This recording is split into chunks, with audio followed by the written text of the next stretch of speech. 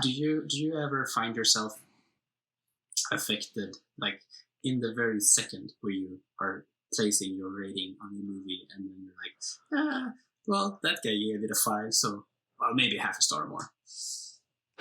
Or are you even easily affected by other people's group pressure? In terms of Letterboxd, Sure. If it's a classic, yes. Yeah. If it's a classic, I feel like you don't want to be that guy.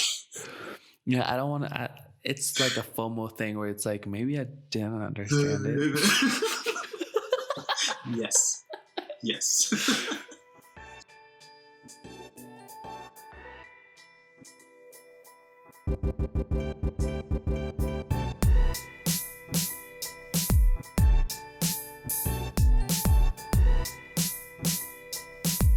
Hallå och välkommen till våran podd Filmer och Fika, podden där vi ser filmer och äter fika. Heute sprechen wir über den Film Brigsby Bear. Spero che se vara divertido conmigo mi way. Wow. I'm sorry about that Spanish part. I'm not at all too sure. But there were no Mexican Google Translate option. Yeah, I don't think that's a thing. It should be a thing, though. There's so many little Mexicanisms that people are not aware of outside of this country. So, well, I'm always trying to be more inclusive. So if you didn't catch your language there on the intro, I'll get you next time. Yes. Anyways, welcome also to the episode. We're talking about movies. Brigsby Bear. You were saying? Yeah, I was just gonna do what you just said. Oh. So yeah, Brigsby Bear. We're talking about Brigsby Bear. It's a 2017 movie. It's kind of whack. Yeah, for sure. We'll get more into it as we go into the podcast, but for sure, I think it was. Honestly, it surprised me when you first recommended we watch it for the podcast. I didn't know if it was going to be enough for us to touch upon, but no, for sure, I think there is more than plenty. How have you been? Big question. Loaded question. I've been doing a lot of things and nothing. Some days feels like I'm stressed out of my mind, and some days I'm trying my best to find things to do. How have you been? Loaded question too. It's been weird, but good weird in the sense of, the writing is going nicely, and I think I might have something that I might actually want to produce at some point. But then again, like there's days where there's nothing to do. So I thought to myself, how can I fill up these days? How can I make it so that I don't go insane? And so I decided I was going to learn how to make bread. And so I am like an intern. Is that a word? Would that be the word? I'm an intern at a bakery shop right now. Oh, okay. What about what's the word?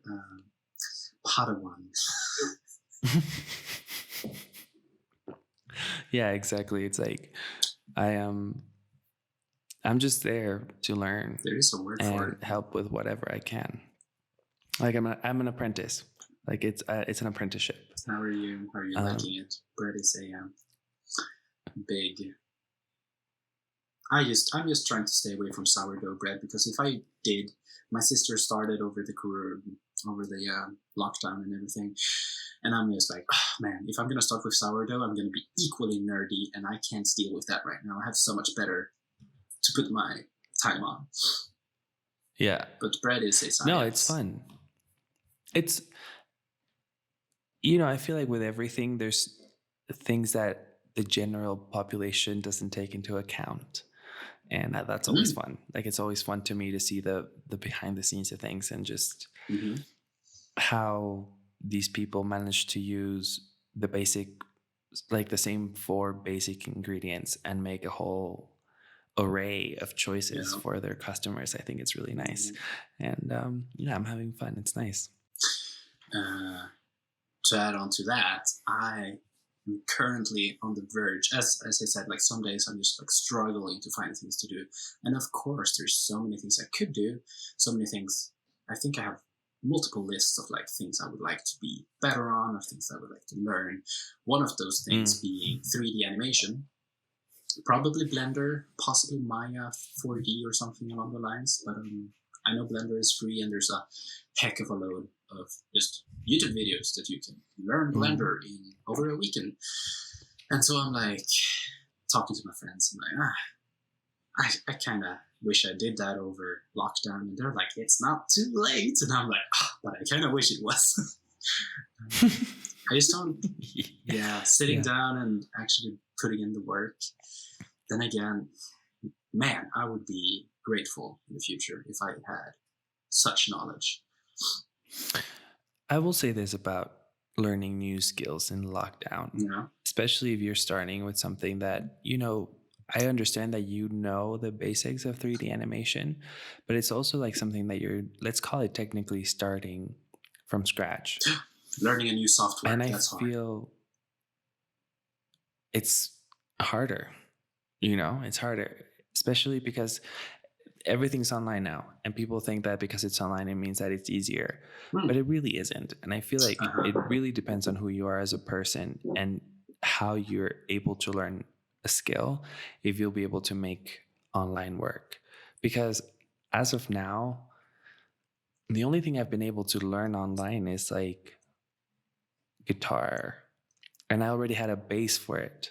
Like I already knew some stuff, but I could not just like pick up, like I haven't been able to, because I tried, because everyone tried, it was lockdown, everyone was going insane, and everyone was trying out as many different things as they could. But no, I need to be in class, otherwise I just get distracted. No, I get that too. I need to like human contact to be able to take it in properly.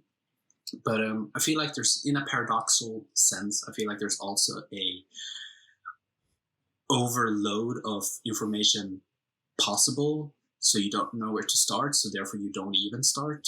That's kind of like a part of it also. It's difficult to just cherry pick and grab a small section here and there and slowly learn something. I feel like finding the motivation to do something huge and large, like over a weekend, is rare.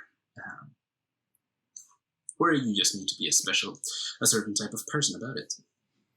Yeah, for sure. No, because I know people who are so good at online, at like motivating themselves and getting themselves to the point where they need to be, and like kind of like this upkeep for this new skill. But I personally suck at it as of now. So I was like, you know what? If I find a baker who's willing to take me in, no pay or anything, because I'm really there to learn. I know nothing about baking. And I did. And I'm very grateful to him. And I'm having fun. Well, that's what matters. Ultimately, I guess. Then again, you gotta be able to survive and such. Is released tomorrow here in Sweden, which is a big conversation at the dinner table, actually, of like, well, is the family gonna get it? Are we gonna share the account? Yeah, like the rest of Europe is getting it around this time, if not this month, next month. I think most of the world is gonna have it. So that's kind of fun and interesting. But most importantly, Mulan is out. And are you more informed of what's going on with the fact that Mulan is on Disney Plus exclusively, to my understanding? And on top of a subscription fee that you pay monthly or annually, you have to rent Mulan on top of it. So from what I understand, you don't rent Mulan, you buy the rights to reproduce it. So what does that mean? It means that you pay a one-time fee, like $30 or whatever it is, and then you can watch it as many times as you want, as long as you have your Disney Plus subscription. Well, that's idiotic. Yeah, Yeah. it's clearly a grab for money. I'm Oh, not yeah. gonna lie. Then again, like you and I have always spoken about this, Mm. even before we had a podcast. It's just like there is a business side to movie making that we would like to ignore and we would like to suppress, but it's always there, and you can't run away from it. I feel like it comes very close to the discussion we had with what was it, Trolls 2, and how that studio really realized that, oh, we can totally charge $30 for a on-demand version instead of theater tickets. I feel like it's a reaction to that, 100%. It is a reaction to that, but the sad part about it is that Disney, because they have a streaming platform and because they have what we can call business vision, Yeah. because they're the overlords of everything that we consume, they understand that they need people to stay with Disney Plus. They need to keep Disney Plus relevant. Yeah. And right now, the only thing that keeps it relevant is The Mandalorian. Yeah. And sure, when it first came out, when Disney Plus first came out, people were like binging their childhood classics or whatever. Yeah. But there comes a point where like the nostalgia is not enough. So they need new content. They need something to anchor their subscriptions. And The Mandalorian season 2 is not out yet. And so the only thing that they have to bargain with until they start putting out the Marvel shows and whatever the fuck is Mulan. That's true. I think like something like Loki is going to pull a lot. And I mean, the subscription fee isn't too big, so it makes perfect sense for a Disney fan to that either way is rewatching old classics. And of course, it's a bigger thing with National Geographic and everything, but sure. But I would argue, if you already have a subscription platform, have the movie though. You're already paying a monthly fee. You're getting more and more close to your old cable system, and I'm not a fan. Yeah. I was hyped for Mulan. Sadly enough, I'm not anymore. I hear good things though, actually. Here's the thing. But I don't feel like paying a monthly fee as on top of a rental fee. If I was able to pay one-time month of a fee, which would be almost a theater ticket, hey man, that's I would do that. Of course. I feel like, as with Trolls, when we talked about it in that episode, it's about balancing it out. In their head, in their plan, how much is a ticket, right? When we were in Toronto and it was a new release, we were talking about somewhere between $15 and $25 per person. And if you're releasing this VOD, you're losing that potential 3-ticket, 4-ticket family. Because if it's one family, they only pay for it once, and that's the $30, and that's why it's more expensive than a movie ticket. Of course, for the single people and the student, like the college students, and everyone who's not part of a family per se, we get screwed. Well, that's why Pirate Bay exists. Of course, but then again, it's like it sucks because I know it's not true in this specific instance. But like, you and I know how much it takes to make a movie work, and the amount of time and the amount of like hours and labor and all this other stuff. And I feel like whenever I, for some reason, need to stream or pirate or movie, it feels like I'm betraying the club. Obviously in this case we're talking about Disney. I really don't think they will take a huge hit. But here's the thing about Mulan specifically. I don't even know how I feel about the movie anymore, because there's so much information about whether it's good or whether it's not good, but there's nothing concrete. And sometimes I don't know if, like, because we don't get the feedback of the audience that this movie's made for, right? We get the feedback of like people our age who are on Twitter or like older critics, all of us have an emotional attachment to the original animated movie. Obviously, this new live action is not going to sit well with a lot of people. But I feel it comes down to things like Aladdin or, any of the other live action remakes that are not meant for us. We watch them because of some sick obsession we have, I guess. I don't know. But they're not meant for us. Yeah. If you ask a little kid what they thought about The Lion King, the new like Jon Favreau version of The Lion King or the Will Smith version of Aladdin, they love it. They had fun with it. And it is technically made for them. Would probably not feel as strongly about watching a aged animation back in the olden days, to a kid's eyes. 2D animation might not hold up as well as 3D animation. So for sure. Jumping from Disney Plus to Netflix, though, I think this is slightly old news, but I picked up and don't know too much about this at all, as with all my news information. Netflix were speaking about a speed control. This was this one article and such. Like on YouTube, Netflix were in the talks, rumors of implementing a speed control where you would be able to slow down and speed up 1 time, 2 times, it's unclear. But that would mean that you would be able to binge twice as fast if you want to.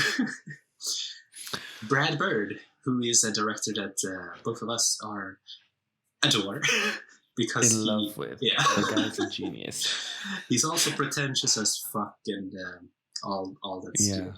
Brad Bird, among other people, spoke out about this and were all pretentious about it, and is making the argument that that's not the way that we made the movie. It's intended to watch in that speed in order to consume it in the proper yada yada.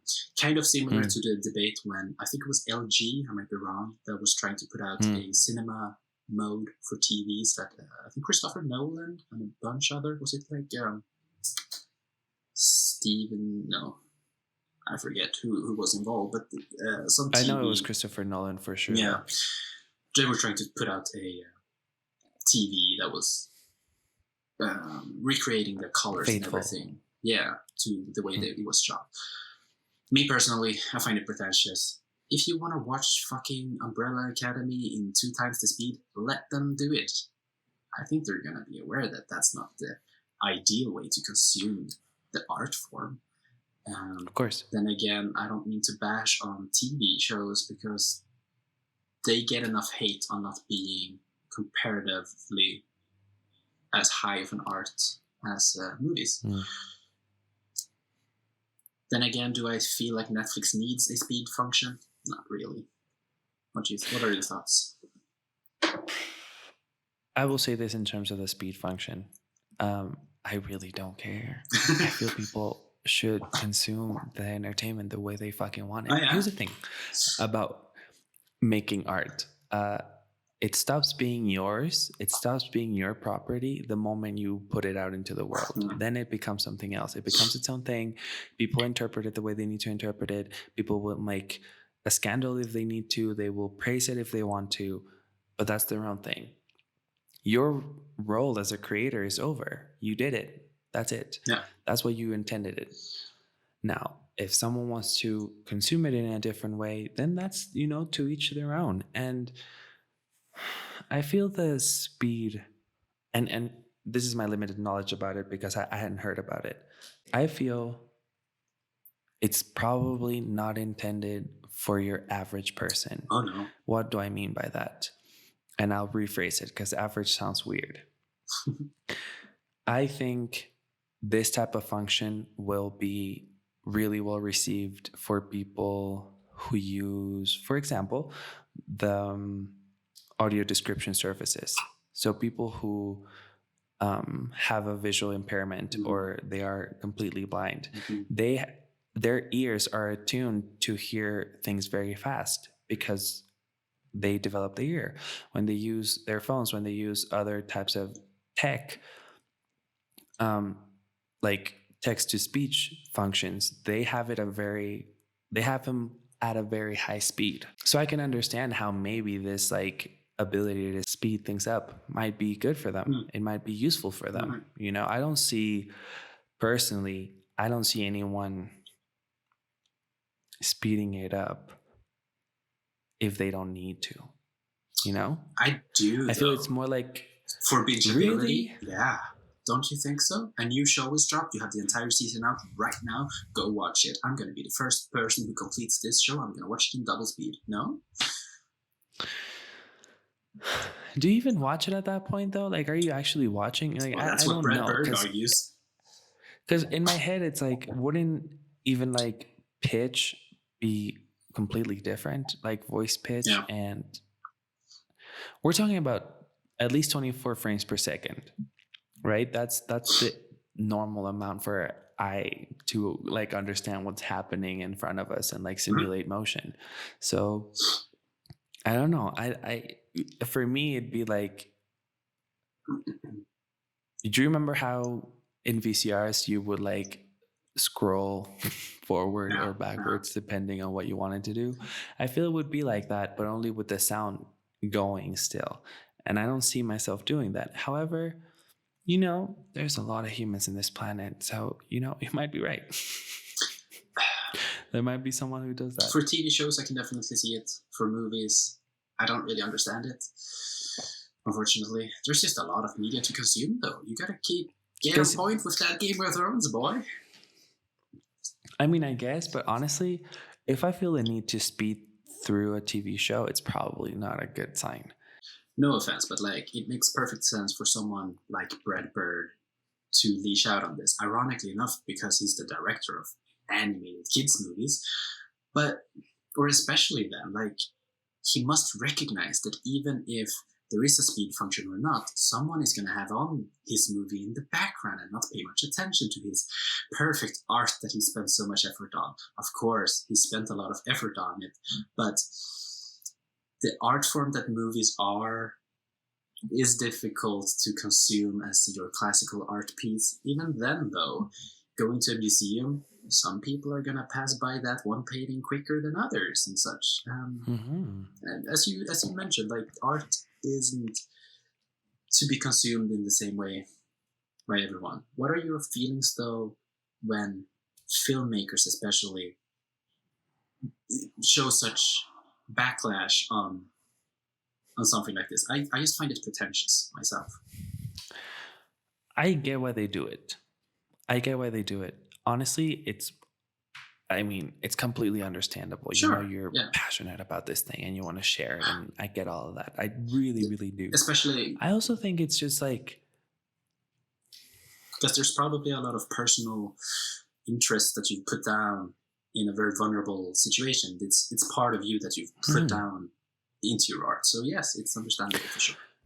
I understand why they're protective of it, because I feel like everyone who ends up being a filmmaker has an experience within a movie theater where it was like that is what I want to do with my life. Yeah. And that's fine. You're protective of that, but don't try to impose it on other people, man. Like, right. Live and let live. Alrighty, so let's jump into this week's recommendations. Alka, what do you have for us? I have a show, a festival run kind of I don't know what to put it. I'm watching it as a show. It's called Women Make Film. If you are Swedish, you're able to find it on SVT Play. I am very much unsure how you would be able to find it elsewhere, since it's essentially like a film festival type of movie or show, whatever it would qualify as. But it was made in 2018, premiered in Venice Film Festival. So you might be able to get it somewhere. It's great though. Basically, the promise of Women Make Film, if you don't get it by the title, it's essentially this lady who is putting up the very important question of like, of course, when we think about film, the mainstream type of film is all male filmmakers, directors. Men have always been the people that make the classics. If you go to film schools, you're going to talk about Kubrick and all the great guys who made movies. So she finds it as her mission to put a twist to that, essentially. And it is over the span of chapters, and she is dissecting what makes a good film, but with examples, to my understanding, only, if not mostly, through movies made by women. So a lot of Polish films, a lot of French New Wave, but all movies made by women, and it's very much put together as this sort of educational type of reel where you watch scenes and clips from different movies, and I'm putting down so many movies that I want to watch because you would normally not be exposed to these kinds of films, and this is a great place to find good films made by women that everybody should see. If you, someone different from me, is someone that decided not to go to film school, I would like to recommend this one to you because it's a very good tool to learn about filmmaking, what makes a good film, talking about everything from characters to tone to everything, but from the perspective, going through every era of movies, but female filmmakers, because they do exist. We just don't talk about them enough. They're just not exposed as they should, as they deserve to be. So Women Make Films is a strong recommendation. It might be slightly... It's really cool. I've been having it on in the background, essentially, and I'm kind of listening to it because it is kind of slow in a sense as you are watching scenes from movies, more or less. But I've gotten a lot of good films from it. Yeah. Awesome. That sounds great. What about I will definitely try and check it out. Yeah, try to find it. I'm not too sure. It's really important. Yeah, if I find something, I will link it in the episode notes. So that sounds great. What's your recommendation of the week? My recommendation of the week is a weird one because you and I enjoy weird film, and I feel weird film, the film that makes you uncomfortable and that you don't really know how to feel afterwards. There's something to it. And so these past couple of weeks, everything's a blur, so I don't have the exact date, but at some point in these past couple of weeks, Charlie Kaufman released a new movie on Netflix. And as some of you might know, Algar and I are both fans of Kaufman's work as a screenwriter. And it's an adaptation of a book called I'm Thinking of Ending Things. And the movie is the same thing. And it's a wild ride as any other Kaufman script is. And I think, definitely check it out. It has beautiful cinematography, amazing performances. And it is recently released. Jesse. It's recently released, no? Yeah, it was released some point in the past couple of weeks. Yeah, and I really want to see it. It has Jessie Buckley, who I think is amazing, and I really like her work, and Jesse Plemons, who I always think of him as like off-brand Philip Seymour Hoffman, which is probably not fair to him, but he's also really good. And then obviously Toni Collette, who was part of our Hereditary episode and our Knives Out. Wait, we didn't do an episode on Knives Out. Well, she is in Knives Out, and she's amazing, and she's just such a great actress. And the synopsis is that this woman is on a drive towards her new boyfriend's parents' house, and that's the basic premise. She is on this road trip with her boyfriend, and it's awesome. It's weird. It's obviously deep and philosophical, but it's really just, I think it was a fun ride. And like I said, the cinematography makes me want to screenshot every single one of the scenes. So I assume it was cool. Nothing less that it's fucking weird of a film. Would you be able to compare it to other Kaufman films in its weirdness, or is it more psychological, more spooky, or would you be able to place it in a weird? It's definitely more psychological, and there's a little bit more of like a something that sticks. It's less. Yeah, it's less quirky. So, because I feel like being John Malkovich is definitely some type of quirky. This is definitely more creepy and off-putting, and you just like you're not sure what's going on and how you're supposed to feel.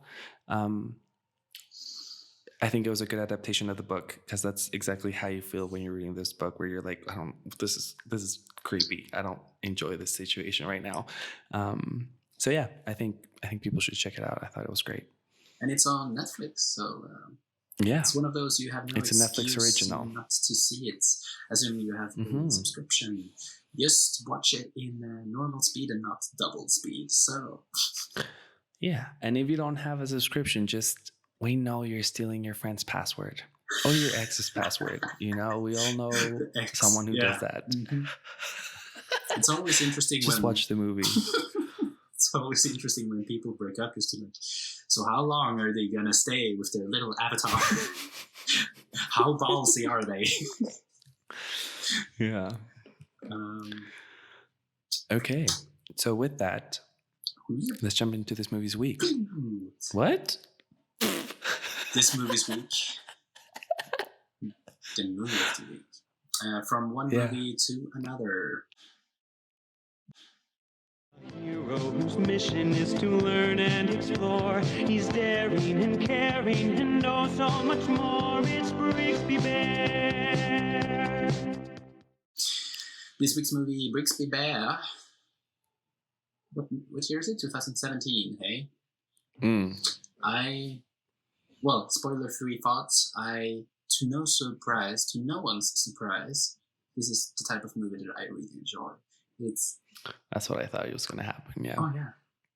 I mean it. To no one's surprise. It's whack, but everything makes sense, and it's just so cool, and it's a story that you're just sitting on there and it's taking along for the ride, and it's motivational to do all sorts of things with your life, and I absolutely love it. It's quirky, kind of Napoleon Dynamite within its characters, but it's like, wow, the turns it takes.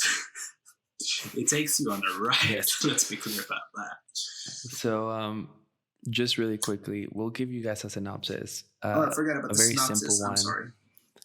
It's okay. You're excited. I get it.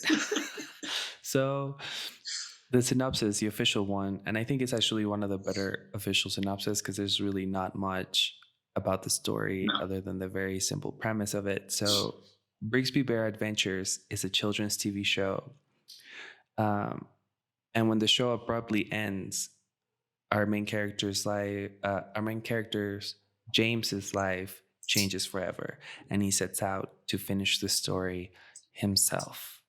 So that is the basic synopsis. That's a spoiler, yes, I think we should get, it's a pretty to be good completely synopsis. honest. Yeah. So your spoiler-free thoughts. I'm curious. Did you even like it? No. I liked the film. I really did. I liked it. I love the premise. I will say that. I love the premise. I love the idea. I love that the movie exists.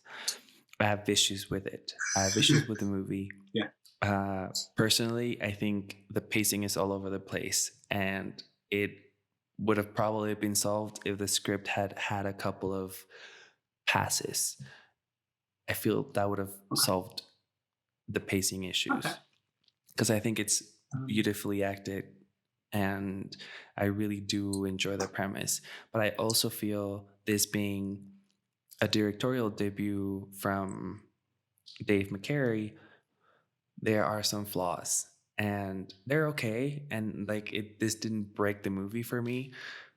I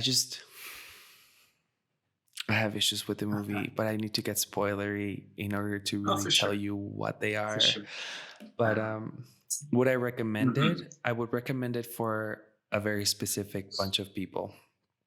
But yes, I think it is an uplifting story. I think it is very heartwarming, and I really did enjoy my time with it. Oh, well, I'm glad at least for that. We'll see about your rating now. Yeah. No, to close off the non-spoilery thoughts, I would not recommend it.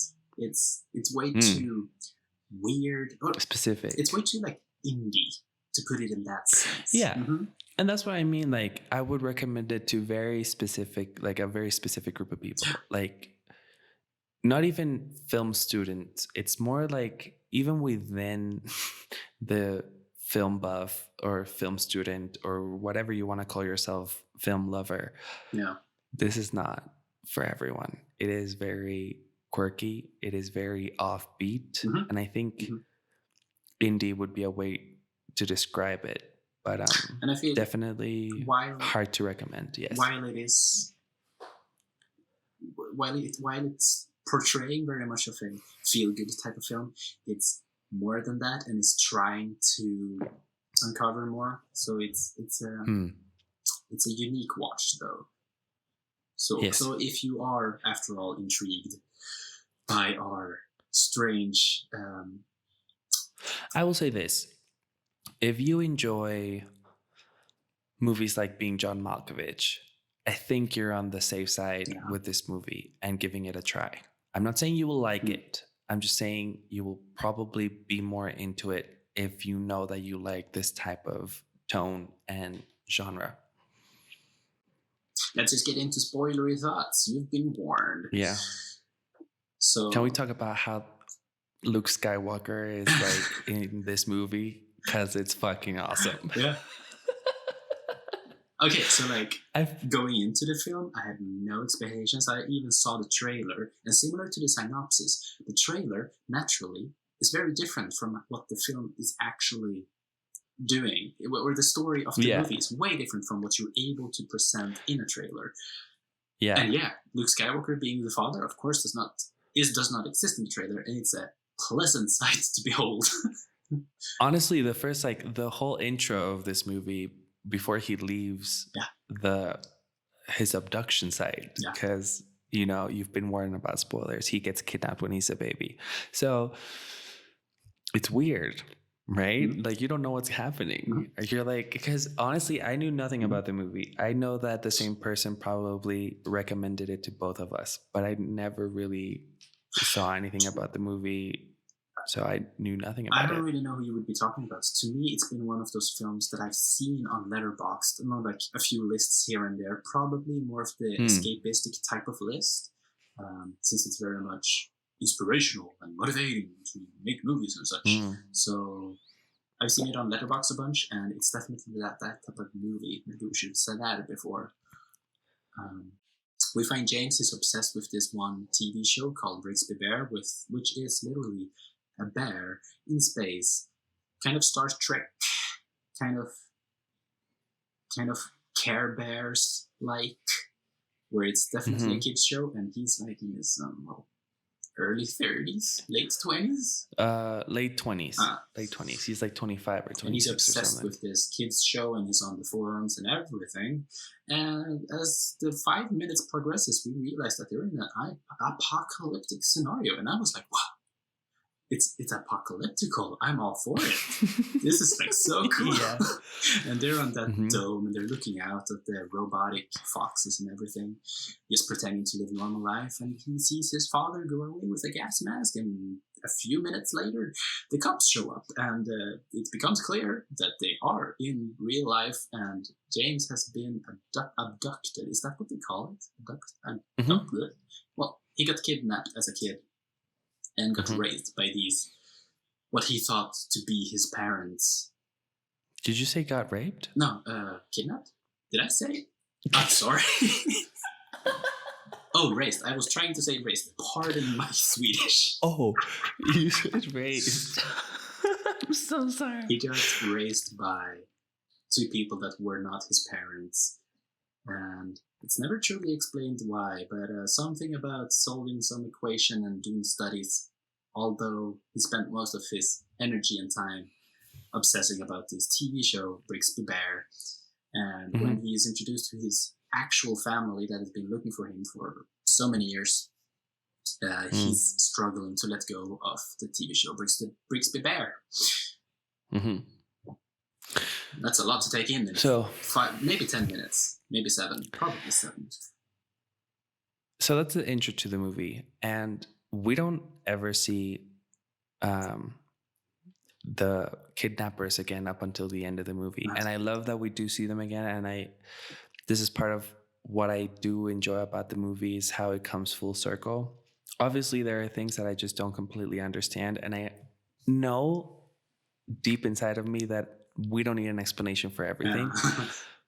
Sometimes it's just like, sometimes I would just like one, you know, because we're never told why, you know, he gets kidnapped. We assume that the lady, April, like swiped him from the hospital. Something and took him home. I mean, we can go ahead and then spoil the little information we have that we hear from the, Luke Skywalker says that he wasn't necessarily in on it. I mean, it was definitely the fake mom that swiped him or kidnapped him in some sense. And but yeah, there's no clear explanation to why they would go out of their way to make up this pretend life for him. And I don't mind, honestly. I know, but there's part of me where it's like, I kind of want to know. Yeah. But anyways, so, you know, he gets out of this compound and we understand that he's old. They never really tell us how old he is, other than that his parents looked for him for 25 years. Yeah. So he's between 25 and I want to say 27. Yeah. But he doesn't behave that way because of the fact that he's been isolated for most of his life, and you know, the only kind of exactly. And he was raised on a kids show, and he like his whole because he talks about how the show matures as he got older. Like it stopped being for children. Like it stopped trying to teach him things, and it became more about the story of Brigsby Bear and these two sisters. So let's talk about the show itself, because I think it's probably some of the funniest moments when we get to see clips of this show, because it's like B-movie quality, like early 90s child show, and it's awesome. The first shot of the movie is, you know, with a letterboxd around it, and it's VCR, and you see the tracking going in and out, and I love, it's slightly meta, but I love when movies have intentionally poor CGI, or in this case, home movie feel to it.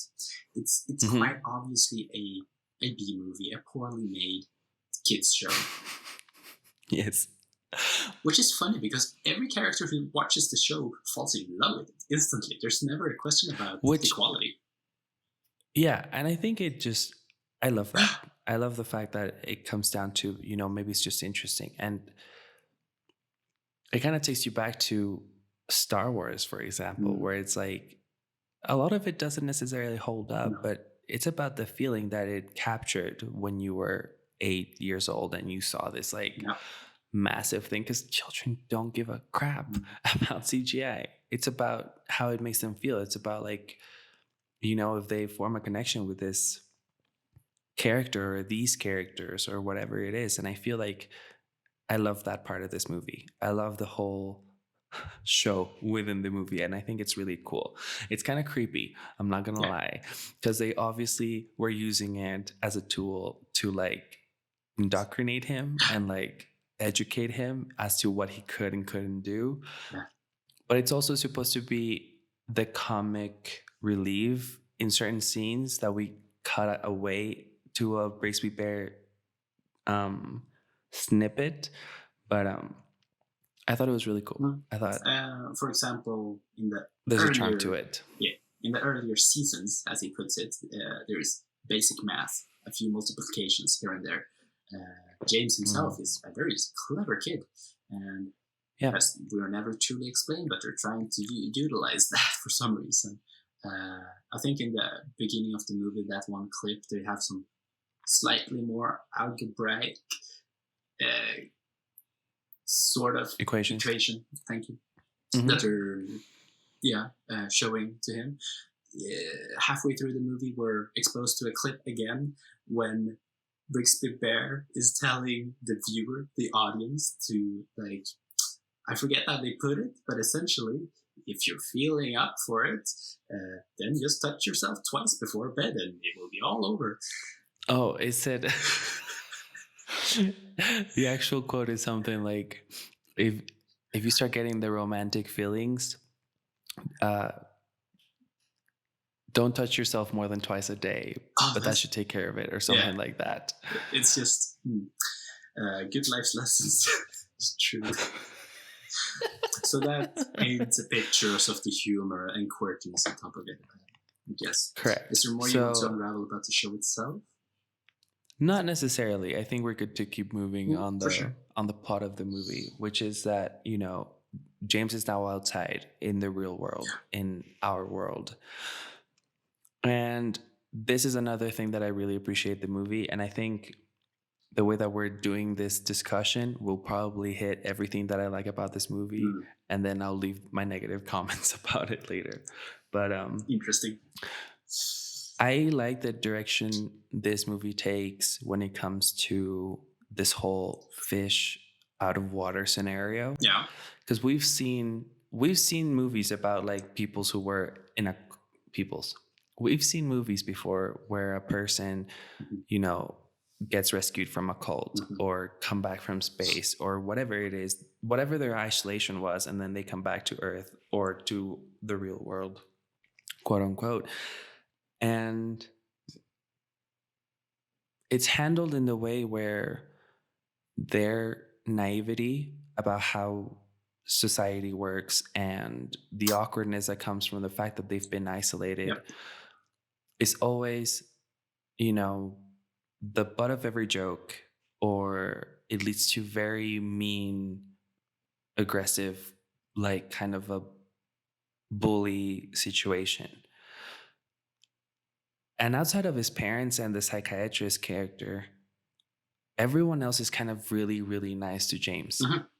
And I really appreciated that. I like that James as a character is not this, you know, mental case like you would see in other movies, that they would have in some cases very specific diagnose or something.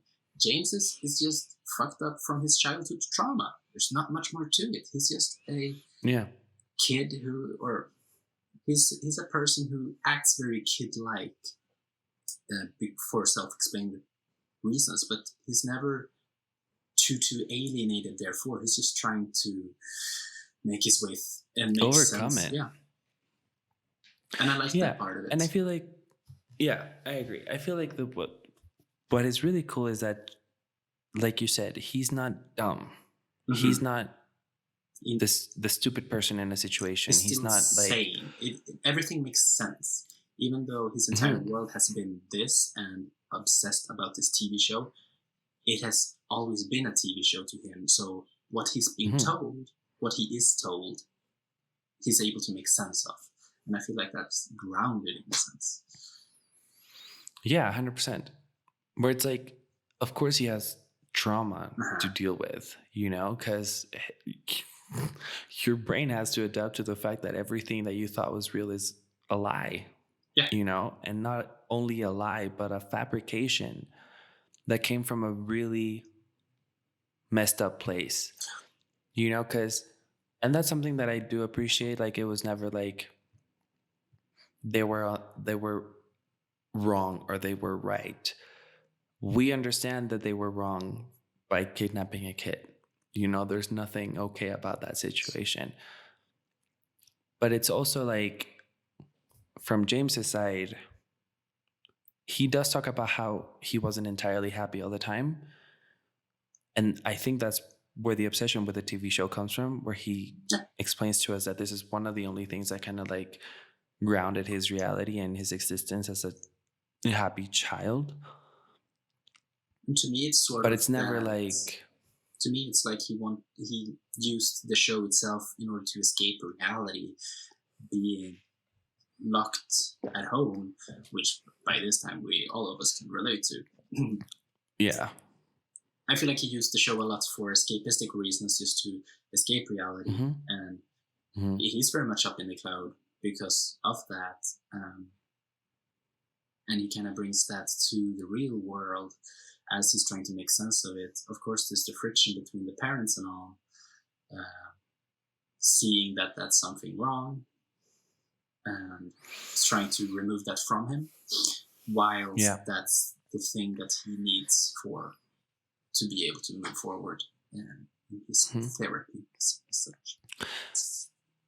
Well, because I understand why the parent characters act and behave the way that they have to. It's understandable that it'd be hard for them to accept this thing into their lives.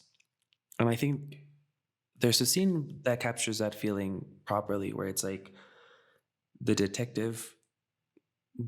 Okay, wait. I would be getting ahead of myself. So basically, James is out. He's trying to, make sense of everything that's been going on, and he finds out that Brigsby Bear is a TV show that was only made for him by his dad, and that's it. No one else knows about it. No one else has seen it, and it's something that kind of, I think it was like his only connection, like you said, to an escapism idea.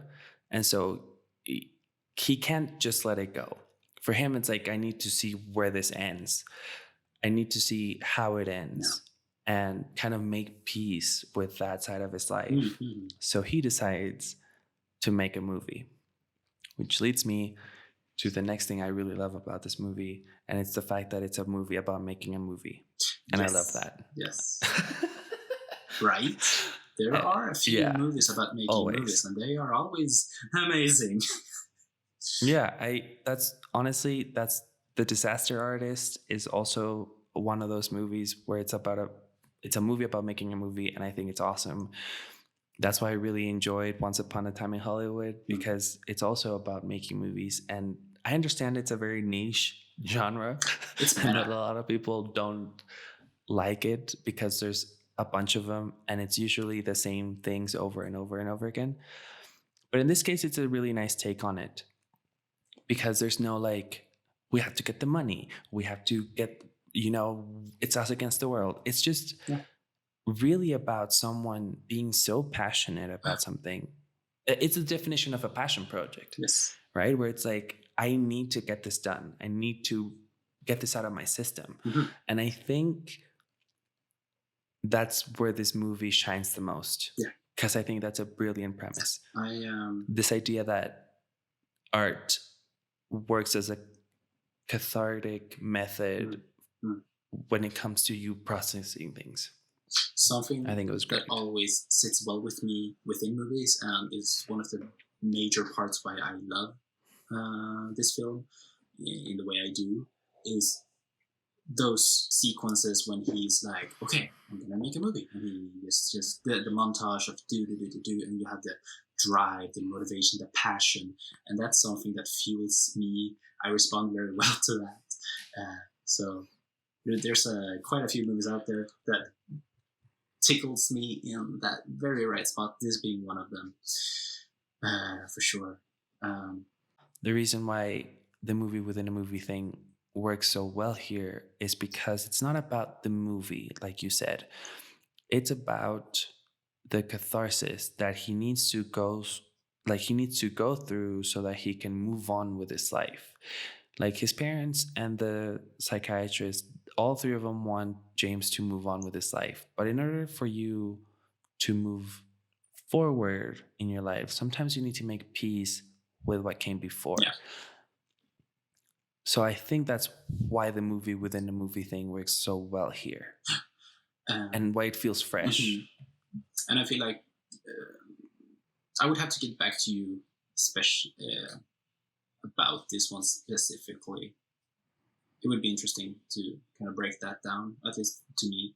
I think there's something about just it being so self-aware and grounded. It's such a real problem as such a real world that we're within. I feel like they're doing a good job of establishing all of the things for us to be able to relate to that or feel like it is real life to the point where it's not weird to talk about a movie within a movie because it makes the world so real already.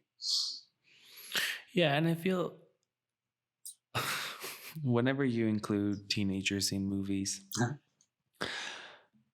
I don't necessarily like it. The way that everything, especially within American movies, is shaped within like cliques, and you have the jocks, and you have the mean girls, and you have the outcasts, and you have, everything is very. It's not teen. It's like it's an adult trying to figure out how he used to feel at one of the most like unpredictable times in everyone's lives. And what I really enjoy in here is that the teenagers are not assholes. They're not unbearable. And I feel that's a little bit truer to most people's lives. Most people don't fall into categories. There are like within our common life, our day-to-day life, there's film geeks that love playing soccer and they're really good at that. So they're also part of the jocks, but they're also part of their geek friends. And it's like, why make these boxes for these characters? And I feel like one of the things that I like the most is that these teenagers they just feel like they exist within this world with James. And the fact that they don't have to be assholes about anything. Like they understand that he's not crazy, that he's not, any different to them. He's just like naive. Like he just hasn't experienced life. So I really enjoy where it's just like, hey man, I know that this can be awkward at some times, and they will laugh it out and then move on with their lives. Also, the idea that you find someone who's just like, fuck yeah, let's make your movie. I mean, it kind of like, I think part of why I really enjoy this movie is because of the nostalgia of being back in film school, where it's like, we're going to make this thing and whatever happens. And it's just like fun,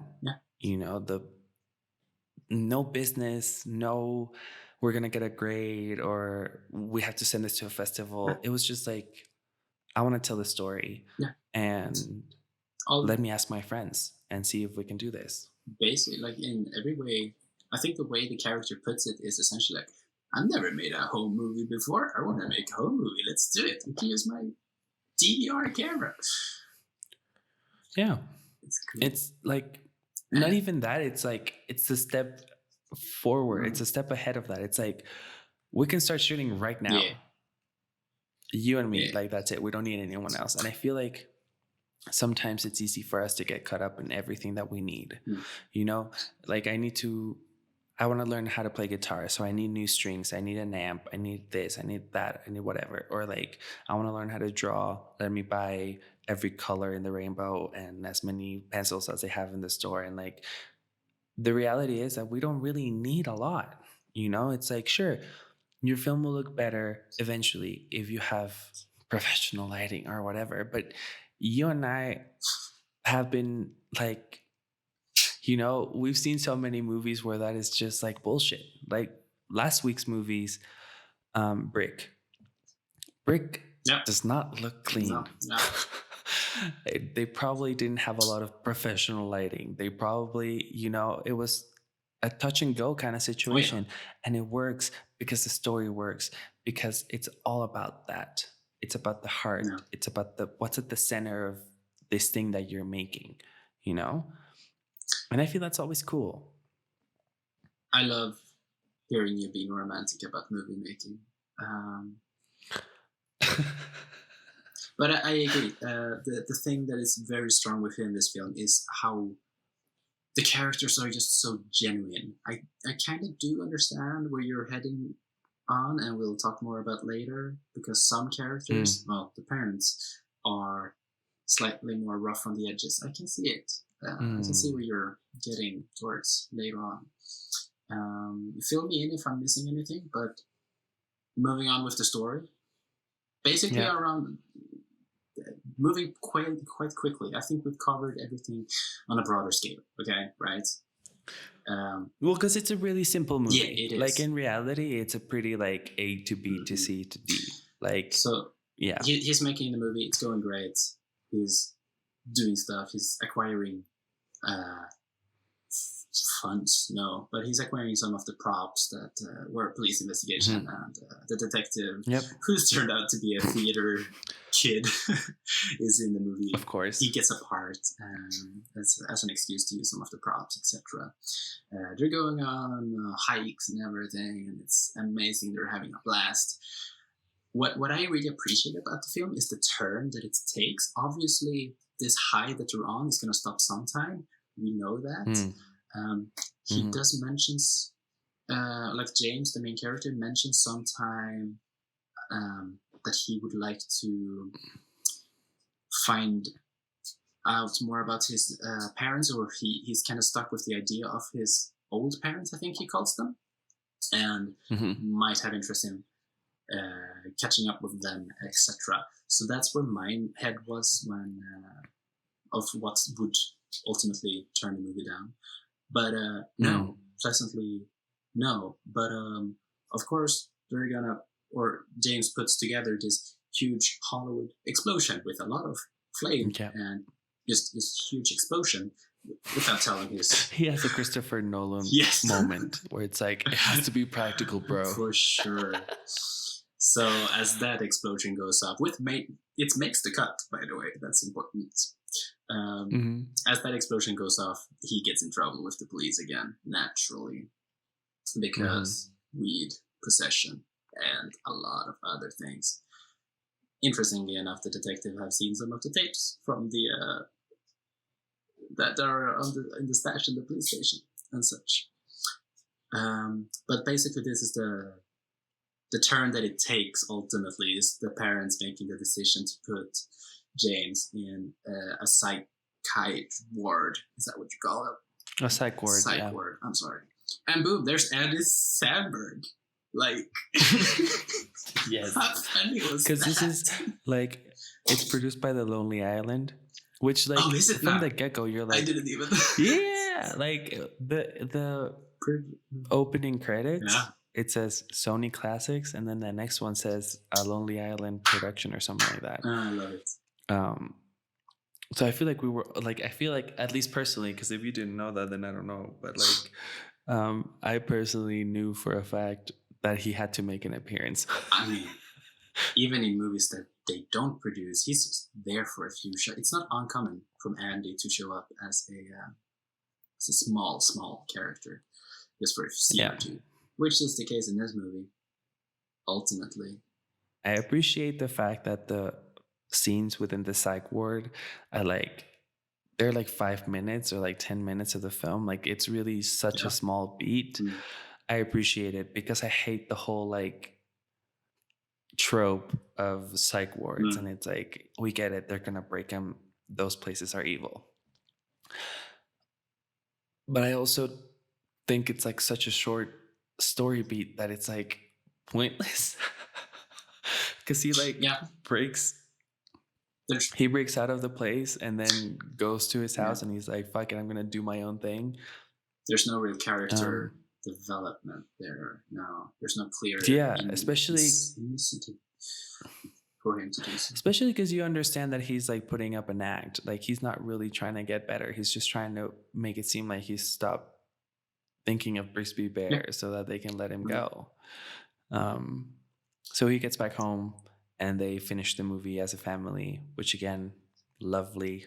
I like the happiness. I really do. I think we are so jaded as a society because of everything that's going on in the world right now. And I truly appreciate when a movie's not afraid of towing the line with being cheesy, you know?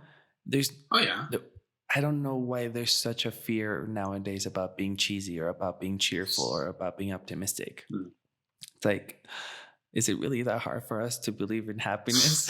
as a concept. Don't you think it's because you don't want to be cliche, predictable, if you will? I mean, sure, but if the alternative is to be dark and brooding all the time, then what the fuck is the point? Like, and don't get me wrong, I love a fucked up movie, right? Like, I think David Fincher is amazing, for example, as a director and as a storyteller. And I agree with a lot of the things that he says about society and about a lot of other things. Yeah. But sometimes I also like the idea of humans being happy. Like, why is that so hard for us? Like, why is that a cliche? That's what I don't understand. Like, that's such a thing that I keep seeing within movies. It's like, why is it so hard for us to believe that a person can end up being happy? Why is it cheesy that the main character that we root for, we're rooting for them for the whole movie? Why would we want them to fail? Like, why wouldn't it be believable for them to succeed? You know? So yeah, they finished the movie and they kind of they're gonna release it in theaters. How cute is it though? But that's on the outside of the cinema. It says something like Brigsby Bear and the Adventures of Yada Yada, made with friends. So cute. Yeah, and I feel like here's the thing I love about that thing that you just mentioned. At first he says, like at the beginning of the movie, he's like, I'm gonna make a Brigsby Bear movie. Yeah. Because that's what his character needs, right? He needs to make this movie to move on. But then while making the movie, he realizes that there's so much more to life. So it stops becoming the Brigsby Bear movie and it becomes the Brigsby Bear movie I made with my friends. And that kind of closes his arc, and I think it's really cool. And obviously there has to be the scene where like Brigsby Bear disappears because he let go of him, and you know, I'm all for it. Especially because he goes to jail to see his kidnapper / dad. And, you know, they have this like nothing transcendental or like revolutionary, but it's a really important scene where it's like he needs to make peace with the fact that this guy created this thing for him and that he needs to let it go. Yeah, sure. But that's also what I like about that relationship in particular is that, again, James is, while he might be jaded, or should be, rather, he doesn't seem to, like, be too bothered by it. He's just going about it like, okay, I'm going to make this movie in order to overcome my trauma and stuff. And, you know, I'm at a place where I wouldn't say necessarily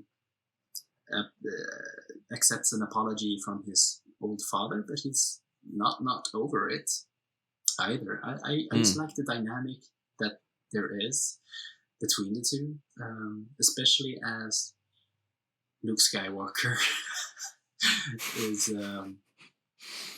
is ultimately the, you know, however fucked up it is, that character has a good intention. He is the one that cares more for James once he were the kidnappee and everything. Different from his mom. His mom had, whatever they were, definitely more stronger ulterior motives. His father, however, or pretend father, made this show for his quote-unquote kid and really had an interest and, you know, saw himself in him probably as a creative, and then he in a sense passed on the torch to James. So it's a strange but interesting dynamic between the two, I feel, in that scene especially. But that's really what the film is good at, is having small tidbits here and there. Granted, sure, it doesn't make the overall aspect of the entire movie as strong, but it has tidbits every here and there with cool, interesting relationships and story beats that are fun and quirky, and world building that is just pure. For sure. I agree. I I think we've spoken about everything that I like about this movie. Yeah. And unless you have something else you want to touch on. I mean, I don't have anything in particular. How did you feel about the scene, though? At the very end, when they're premiering the film, and James is not able to be in the crowds, he has major anxiety of his performance. I think that's relatable as fuck. Oh yeah. I think it's kind of cool. It's rad. I mean, there's not that much pressure, and everybody is obviously aware with the show that is, and there's just so little expectation on what they're about to see, and everybody obviously got to learn. I think it's very sweet. I think it's relatable. I think we've everyone who's ever made anything and decided to put it out into the world can understand what that feeling is. Even if it's something tiny, even if there's no expectation, there's still something about showing people what you're doing.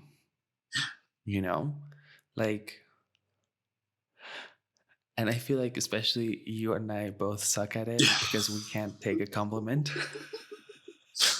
Yep. And we're also our worst critics. So I understand it completely.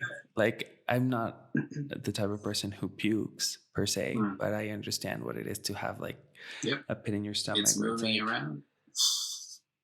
Yeah. Yeah. And it's we've done shorts, we've done music videos, we do this thing every couple of weeks, the podcast, and it's still kind of like a little bit of a rush, ooh, I'm putting this out, I wonder what people will think. And it's not necessarily because it gives you value or not. I don't think it's about that. It's just about the idea that you're sharing something that you might have put something that is very personal to you, and it's not easy. It's just one of those things that I do appreciate about this film, which is doesn't take that big of a role in the film, but it does present what it is being an artist in many ways. It's the process, moving there, the highs and lows, and ultimately premiering it in front of people, and the anxiety that comes before the applause. Did you feel were you left off with a smile on your face? Or were you left unsatisfied since everything is so unclear and nothing is really resolved? I think everything that needed to be resolved is resolved. I'm just thinking that there's so many unanswered questions. We don't really know if James is healed per se, or... I feel when it comes to something like this, healing is a day-to-day process. And there's going to be days where you feel like you've not healed anything. And there's going to be days where you feel like you're completely healed. And I don't think we need to know. And I don't mind not knowing. Like I said, the things that we don't know don't bug me necessarily. Are they things that I would want to know? Yeah. Sure. Why did they kidnap him? What did they feel like they needed to make a TV show to keep him in check? There's things I would like to know, yes, but they're not important, and they're not things that we need to know. And I don't think it detracts from the film at all. I feel the film ends where it needs to, for sure. Since leaving the movie is important to me, it's a very much indie type of open ending to a story. Mm-hmm. So not unexpected and kind of nice. I felt I kind of left the film with a feel good atmosphere around me. It was ooh, that's nice. So let's bash on the film, or let me put it to you to bash on the movie. I'll probably agree on you on the most part. My biggest issue with this movie, to be completely honest, is the pacing. Yeah. The pacing is all over the place. Mm-hmm. And because it's not necessarily, there's nothing new about the story itself. The details of it is new for sure, and certain aspects of those details are new. But the beats that are hit within the story are the ones that we expect to happen, you know, where it's like we expect him to get going with this movie and we expect something will happen, something wrong will happen, something bad. I mean, of course, we don't know the details of it, but we know that there has to be a low point to this high thing that's going on. So I feel like the problem with the pacing goes hand in hand with the tone of the film, where it's like we understand from the get-go in other movies what the tone is, right? Yeah. Being John Malkovich, her, Eternal Spotlight of a Sunshine, Eternal Sunshine of a Spotless Mind. These are all quirky films, and there's a bunch of other examples that I can give. But what I mean is their tone is very clear from the get-go. Yeah. And I don't think this movie ever establishes a proper tone and the balance between the comedy and the feel-good and the very fucked up premise that this movie throws off. Yeah, sure. You know? And I'm not saying it should be darker. I'm not saying like, oh, we should see how like traumatized this motherfucker is, or like how like the kidnappers are evil or whatever. I'm not saying that. I'm just saying the tone is not clear. And so there's things where you laugh, where you're like, should I be laughing at this? Am I laughing with the movie? Am I laughing at the movie? Or am I just laughing? You know? And I feel it's not clear. And because it's not clear, things drag out, and things drag out unnecessarily. And I feel, first of all, it's already a short movie. I understand it is short, that. Yeah. But it could be shorter. I feel there's places where it could be shorter, where it could be cleaned up. And I'm not talking 30 minutes shorter. I'm just saying the pace of it is not clean enough for me to be like, I would rewatch this. Ooh, I disagree to an extent. Doesn't really sit right to me, that one. Pacing? Yeah, sure. The pacing is a little bit all over the place. Tone? There is no clear-cut tone. I'm not necessarily missing a clear-cut tone. It is playing between a few. And yeah, that can be a little bit upsetting. But I was never too bothered by it. Like, at least between the humor and the interest that it brings up, I don't think I minded too much. But yeah, sure, a clearer tone could have helped the overall movie. Yeah, what I think it could need, though, is a clearer motivation or drive from the characters, like especially the parents, in a sense, even James, a clearer motivation to move forward, to through them move the story forward, because it is not that determined when it comes to whatever story beat there is. It's kind of sloppy, where they're just like, oh, well, I'm kind of feeling like doing this now, so we're just gonna keep on doing the movie now either way. You don't get a strong feel for why the characters necessarily are making those major switches from one to B. Everyone except the detective, though, probably. Yeah, it just feels like, I feel what you're trying to say is that some of the scenes feel like scenes instead of a cohesive movie. Yeah. Like, they're like little vignettes of things that happen. But the scenes that are nice. Of course. And like I said, I do enjoy it. I like the premise and I like the characters. I really do.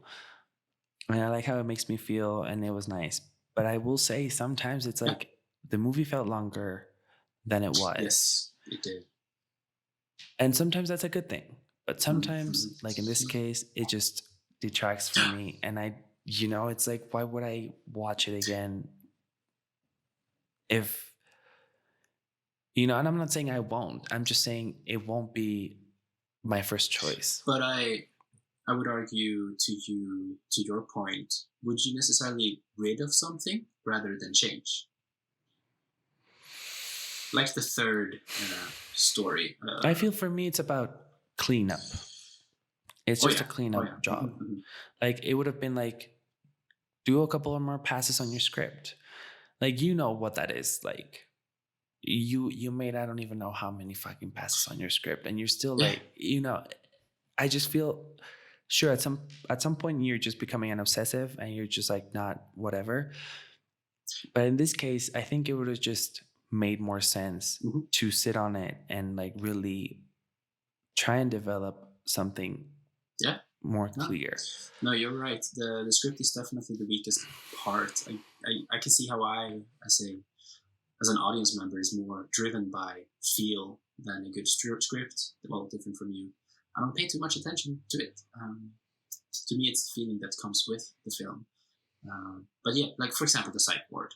Just get rid of it. There's no interesting aspect from that. Maybe they just felt the need to keep it in there for Andy to make an appearance. I don't know. Yeah. It's just, I feel like it's weird. I feel the heart is there, but the yes, and the performances are there, and I love it, and the feeling is there, and it's so nice. But the path to the end product is, it's just kind of okay. I feel like everything is just okay. I guess you're right, though. It's just like, there are things that people talk about when they talk about movie directors: vision, voice, clear intention. And I feel like this director, who by the way has done nothing since, didn't have any of those. Yeah. It's not like Brick. Brick is not a pretty movie, but there's a voice and there's an intention behind everything that happens on screen. Yeah. This is shot and lit and edited very basically, but not because it was a stylistic choice, but because that's as far as this director's voice goes. You're right. That's so sad.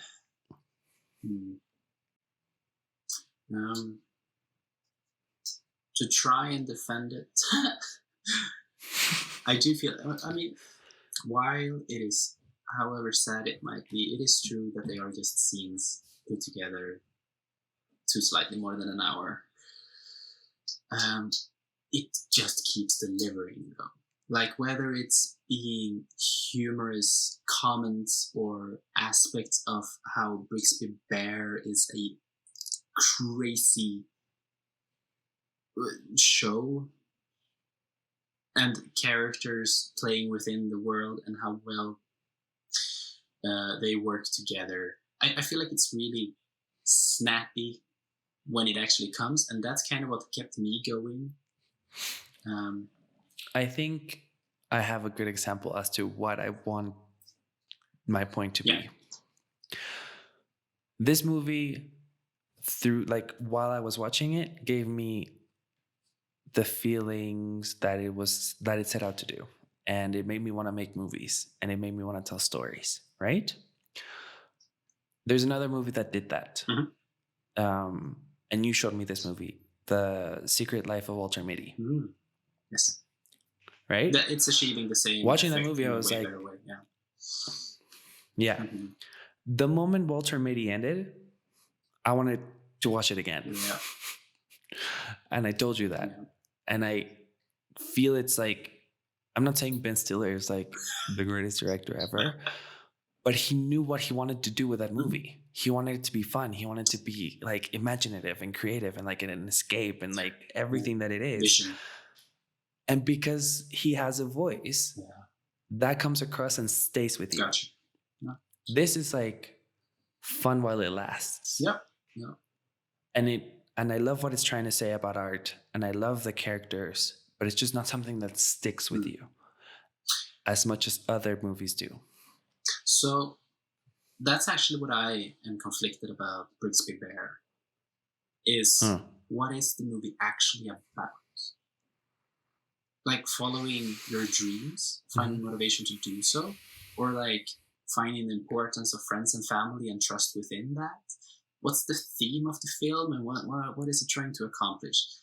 Ultimately, yeah, it definitely gives you a drive to give the day your best and everything. But I don't think that's initially what they necessarily set out to do. That's the feeling that you're leaving you with at the end. But I didn't feel... I mostly lacked a clear cut of theme. What's the point of it? Yeah. What's the message? Because ultimately, Brigsby Bear is... As a TV show within the movie, it has a lot of messages, very strange ones. That's for sure. Yeah. But the Brigsby Bear, the movie, is lacking that sort of identity to what it is trying to communicate. Yes, and I feel like that happens when the director doesn't write the script. It's something that can happen. Yeah, sure. Right? Like... Ratings? Yeah. I'm going to go first, because if you go first, you're going to have a way lower score than I initially was going to have, and I would lower my own. So I'm going to give Brigsby Bear. I really enjoyed the trip, though. It was a blast. It was an adventure. I did myself, while watching it, you bring up very strong points. I'm going to try and not let that affect my...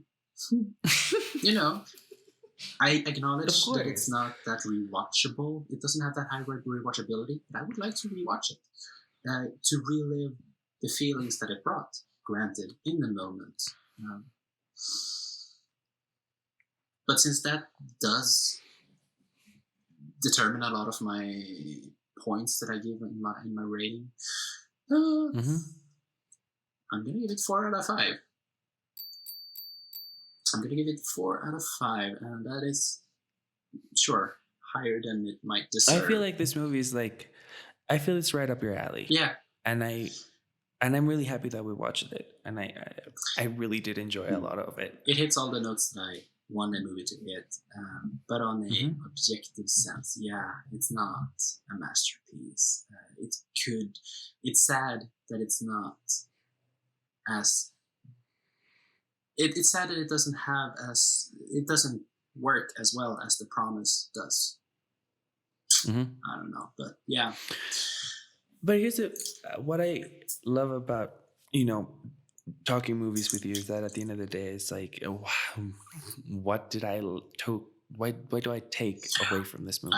What did it leave me with? And you don't need to lower your rating just because I make good points, because at the end of the day, we don't experience things the same way. Exactly. So it makes sense. And I will still remember some scenes and some crazy things that happened. Yeah. Okay, what's your rating? And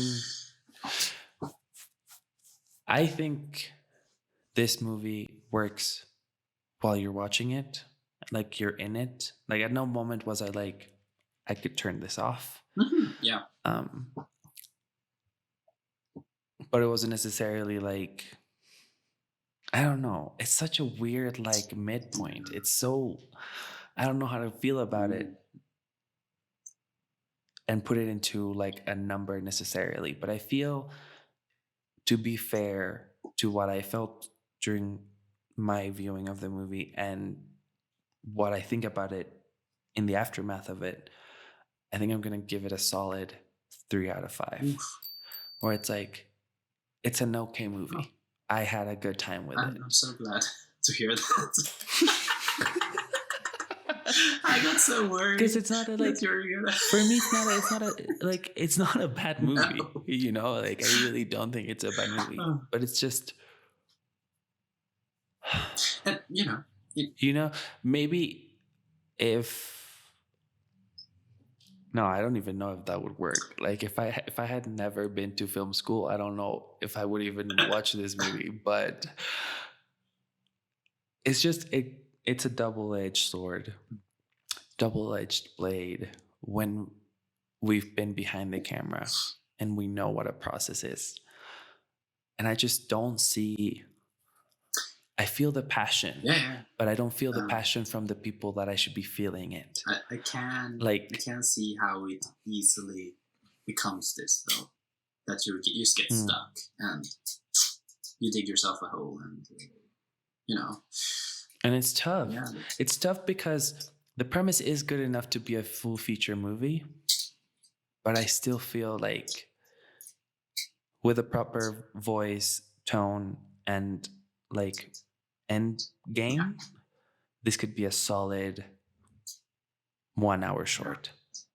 Or like where it's like right in the middle between a short and a full feature film. I think it would have been the sweet spot for this movie to exist in, and possibly could have made quite well on the festival circuit, which I think it did. Like I really don't know. I bet. And there might be people who listen to me talk and they're like, man, this guy knows jack shit about like what he's talking about. But that's just how I felt. And yeah, I took out a very nice, like, I want to keep making movies in my life feeling, for sure. I love the optimism. I love the empathy of these characters, and I love the performances, and I did laugh, and I never felt like I wanted to turn it off. But it was also not something that stuck with me or that I will necessarily recommend to the next person I talk to, or anything like very that. Very difficult to recommend this one.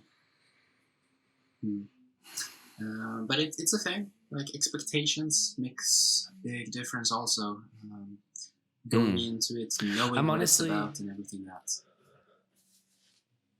And I'm kind of happy that I didn't know what the movie was about, and B, that I hadn't seen what other people high rated it in Letterboxd, because then I don't feel like, oh, maybe I needed to like it more, or I shouldn't, like, am I being whatever. But yeah, for sure. Alrighty. So with that, this cup of coffee's over. The conversation on Brigsby Bear is over. Brigsby Bear. Well, thank you so much for joining us. Thank you. And Algot, how about you do the outro for us? Absolutely. New for this week is Mao's OnlyFans account. You will find him on www.onlyfans.com/filmic. I'm sorry, Letterboxd. Filmic. Is it Filmic or Filmi? Your Letterboxd handle. Filmi, I think. Filmi. Mm-hmm. The link is in the episode notes. Let's not get specific. Of course. The OnlyFans does not exist. Do not attempt to find him on there. I'm on Letterboxd as well. Make sure to subscribe and follow this podcast for more interesting episodes to follow. However, if you guys all can open an OnlyFans account, and it'll be mostly mustache paraphernalia, it'll be all about the facial hairs and Swede lumberjack manly men. It'll bring you back to it will bring you back to the 70s for sure. Yes. Bye. Bye.